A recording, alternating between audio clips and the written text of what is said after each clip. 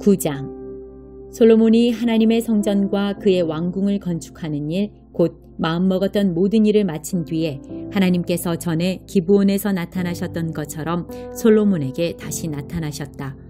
하나님께서 그에게 말씀하셨다. 내가 내 기도와 뜨거운 간구를 모두 들었다. 네가 지은 이 성전을 내가 거룩하게 했다. 이제 내 이름이 그 위에 영원히 새겨졌으니 내 눈이 그 위에, 내 마음이 그 안에 언제나 머물 것이다. 네가 네 아버지 다윗처럼 순전한 마음으로 내 앞에서 행하고 내가 정해준 삶을 따라 살며 내 가르침과 판단에 주의하여 순종하면 이스라엘을 다스리는 너의 왕권이 든든한 기초 위에 서게 될 것이다. 네 아버지 다윗에게 보증했던 것처럼 네게도 이것을 보증하겠다. 이스라엘의 왕위에서 내 자손이 항상 끊이지 않을 것이다. 그러나 너와 내 자손이 내게 반역하고 내 가르침과 판단을 무시하며 이방 신들과 어울리면서 그것들을 섬기고 예배하면 그때에는 이 보증이 무효가 될 것이다. 나는 이스라엘을 멸하고 내 이름을 높이도록 거룩하게 구별한 이 성전에서 등을 돌릴 것이다. 그러면 이스라엘은 세상 민족들 사이에서 흉한 농담거리가 되고 말 것이다. 지금은 이렇게 훌륭한 이 성전도 비웃음거리가 되고 말 것이다. 지나가는 사람들이 고개를 저으며 이게 어찌 된 일인가? 어쩌다가 이렇게 망해버렸는가? 하고 물을 것이다. 그러면 그들은 이런 답을 듣게 될 것이다. 한때 여기 살던 민족은 그들의 하나님, 곧 그들 조상을 이집트에서 구해낸 하나님께 반역했다. 그들은 이방 신들과 어울리며 그것들을 예배하고 섬겼다. 그래서 하나님께서 이렇게 폐허로 만들어버리신 것이다. 솔로몬은 20년 만에 두 건물, 곧 하나님의 성전과 자신의 왕궁을 지은 뒤에 두로왕 히람에게 갈릴리 땅에 있는 마을 20개를 선물로 주었다. 이것은 히람이 솔로몬이 원하는 대로 백향목과 잣나무와 금을 준 것에 대한 보답이었다. 그러나 두로에서 와서 솔로몬이 준 마을들을 둘러본 히람은 선물이 마음에 들지 않았다. 히람이 말했다. 친구여, 오지의 산골 마을 20개라니 이것이 무슨 보답이요? 사람들은 지금도 그곳을 쓸모없는 오지 마을이라고 부른다. 히람이 4.5톤가량의 금에 대한 답례로 솔로몬에게서 받은 것은 그것이 전부였다. 솔로몬 왕이 노역을 동원해 하나님의 성전과 자기 왕궁, 방어시설, 예루살렘 성벽, 하솔과 무깃도와 게셀에 요새화된 성읍을 건축한 공사 기록은 이러하다. 전에 이집트 왕 바로가 올라와서 게셀을 점령하여 불사르고 그곳에 살던 가나안 사람을 다 죽였다. 그는 그 도시를 솔로몬의 아내가 된 자기 딸에게 결혼 선물로 주었다. 그래서 솔로몬이 게셀을 재건했다. 솔로몬은 또 아렛 베토론과 바알랏, 사막의 다말, 곡식을 저장해 둘 변방의 성읍, 전차와 말을 둘 성읍들을 건축했다.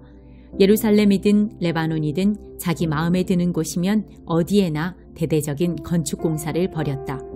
솔로몬은 그 땅 원주민, 이스라엘 자손이 아닌 아모리 사람, 헷 사람, 브리스 사람, 히위 사람, 여부스 사람 가운데서 살아남은 무리, 곧 거룩한 전쟁에서 살아남은 자들을 강제 노역 부대로 편성했는데 이 정책은 오늘까지 시행되고 있다. 그러나 이스라엘 사람은 그런 대우를 받지 않았다. 그들은 솔로몬의 군대와 행정부에서 정부 지도자, 전차와 전차병 지휘관으로 일했다. 또한 그들은 솔로몬의 건축 공사를 책임지는 관리가 되었는데 모두 550명이 노역자들을 감독했다. 바로의 딸이 정식으로 다윗성에 올라가 그녀를 위해 특별히 지은 궁에 들어가 살았다. 그 후에 솔로몬은 방어시설 밀로를 지었다. 매년 3번씩 솔로몬은 하나님의 제단에서 예배하며 번제와 화목제를 드리고 하나님 앞에 향을 피웠다. 그는 성전과 관련해서 필요한 것이 있으면 무엇이든 아끼지 않았고 인색함이 없었다. 그는 배도 만들었다. 에돔 땅 홍해 해변의 엘랏 근처에 있는 에시온게벨에서 배를 만들었다. 히람은 바다를 잘 아는 뱃사람들을 보내 솔로몬 사람들의 항해를 돕게 했다. 그들은 오빌로 출항한 뒤 금 16톤을 가지고 돌아와 솔로몬 왕에게 바쳤다. 6장. 자녀 여러분, 여러분의 부모가 여러분에게 이르는 대로 하십시오. 이것은 아주 옳은 일입니다. 내 아버지와 어머니를 공경하라는 계명은 약속이 따르는 첫 계명입니다. 그 약속은 그러면 내가 잘 살고 장수할 것이다 입니다. 아버지 여러분, 자녀를 호되게 꾸짖어 노엽게 만들지 마십시오. 주님의 방법으로 그들을 돌보고 이끄십시오. 종으로 있는 여러분, 이 세상에 있는 여러분의 주인에게 존경하는 마음으로 복종하되 참 주인이신 그리스도께 복종하는 일에 언제나 주의를 기울이십시오. 해야 할 일을 눈가림으로 하지 말고 진심으로 하십시오. 하나님께서 바라시는 일을 하는 그리스도의 종으로 진심으로 하십시오. 누구에게 지시를 받든지 실제로 여러분은 하나님을 위해 일하는 것임을 늘 명심하고 기쁘게 일하십시오.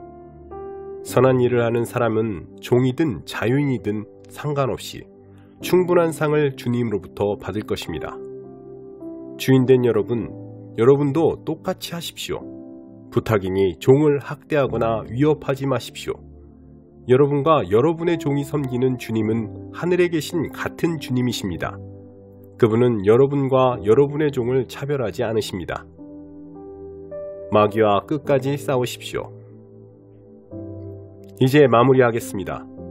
하나님은 강하신 분입니다. 하나님은 여러분도 그분 안에서 강하기를 바라십니다. 그러니 주님께서 여러분을 위해 마련해 주신 모든 것, 곧 가장 좋은 재료로 정교하게 만들어진 무기를 취하십시오. 그 무기를 활용해서 마귀가 여러분의 길에 던져놓은 모든 장애물에 용감히 맞서십시오. 이 싸움은 잠깐 출전해서 쉽게 이기고 금세 잊고 마는 한나절의 운동 경기가 아닙니다.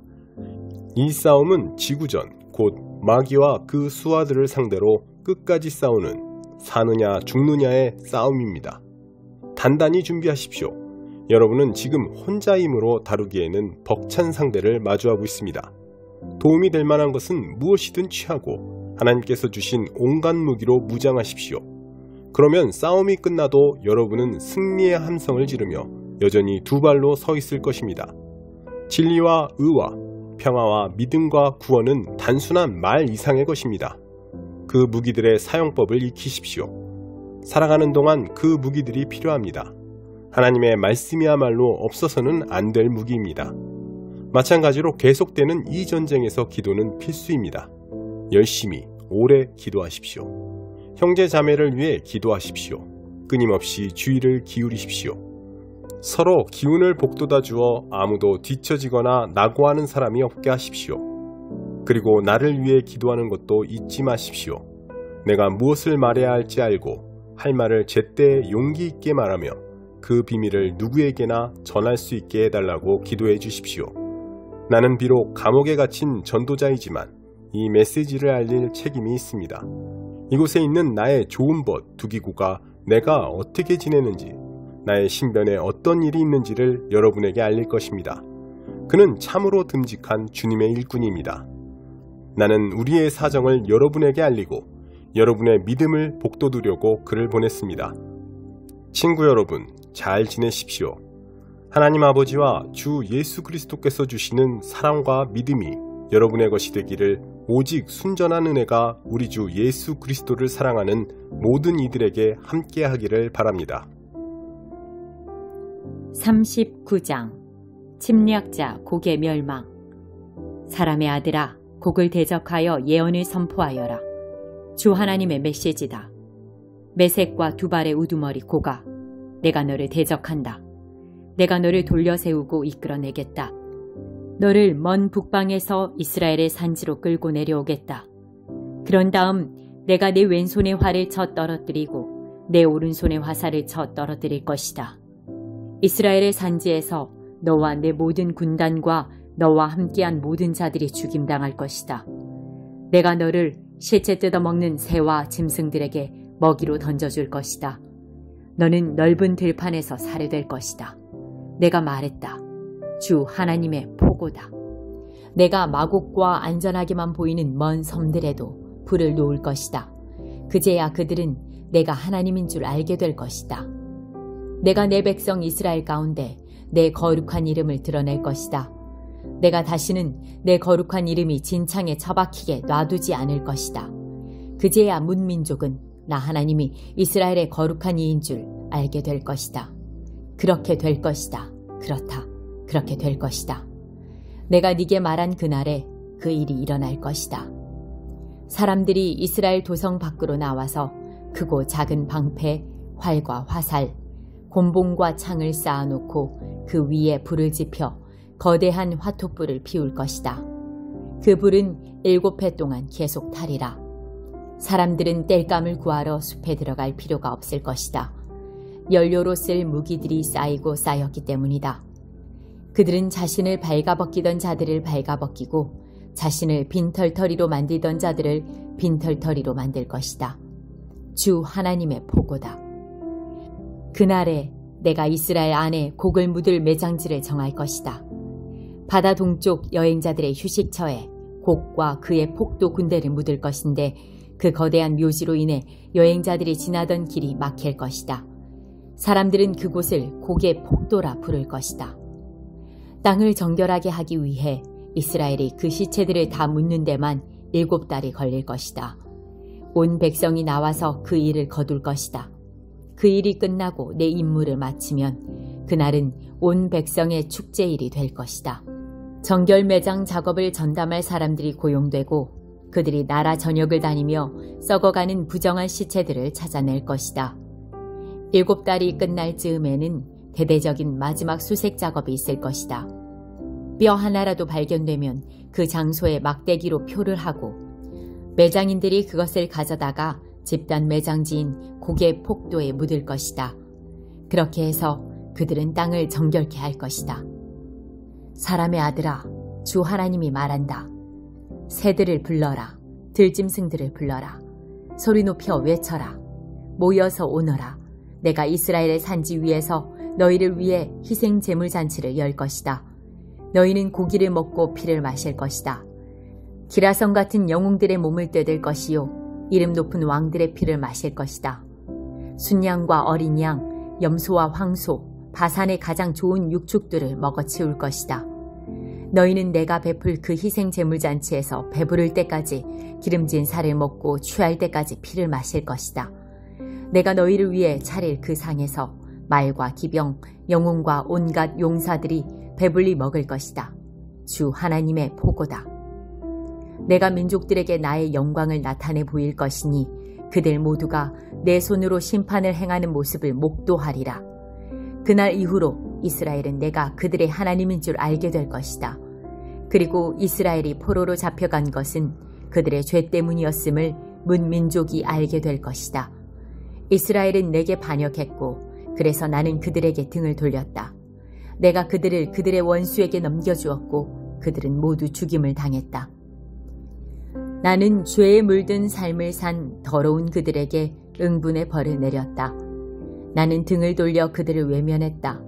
그러나 이제 나는 사로잡혀간 야곱을 다시 부르고 이스라엘의 모든 백성을 가엾이 여기며 내 거룩한 이름을 위해 열심을 낼 것이다. 이스라엘이 그들의 땅에서 아무 두려움 없이 안전하고 평안히 살게 되는 날에 마침내 나를 배반했던 부끄러운 기억이 사라지리라. 그들을 낯선 땅에서 다시 데려오고 원수의 영토에서 모은 다음 나는 모든 민족이 지켜보는 앞에서 그들을 사용해 나의 거룩을 나타내 보이리라. 그제야 그들은 내가 그들의 하나님인 줄 확실히 알게 될 것이다. 나는 그들을 포로로 잡혀가게 했지만 한 사람도 남김없이 다시 그들의 땅으로 모을 것이기 때문이다.